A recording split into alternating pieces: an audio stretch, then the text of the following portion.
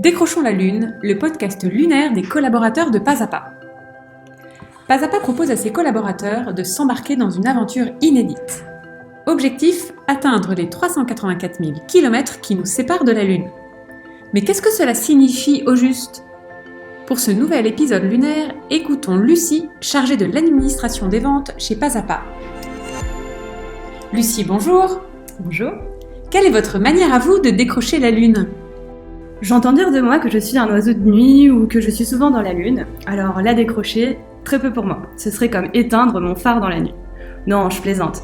Pour moi, décrocher la Lune, c'est accomplir quelque chose qui semble impossible, mais surtout de réaliser quelque chose d'inattendu. Par exemple, dans mon métier, je suis à l'administration des ventes, qui est un métier proche de la comptabilité, donc assez strict, répétitif, où il faut faire preuve de rigueur.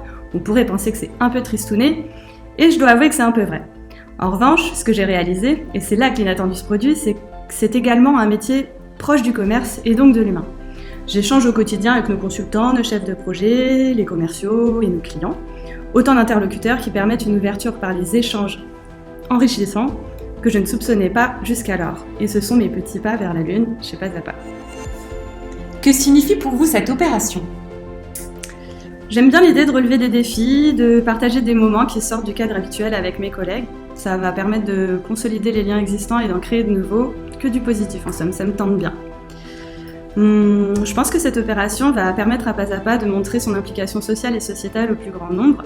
Et je suis convaincue de l'authenticité de cette démarche qui, je l'espère, va accroître avec les années.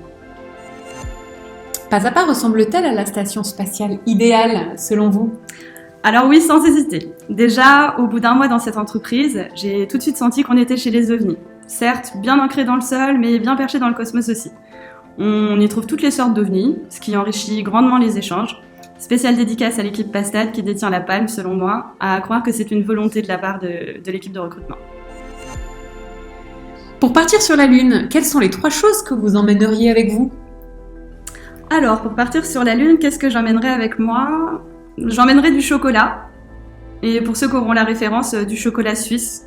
Car Pas à Pas va ouvrir ses bureaux en Suisse, ou les a déjà ouverts d'ailleurs, je pense. Et puis, du coup, un couteau suisse pour rester cohérent. Et pour se donner du courage, une bouteille de rhum.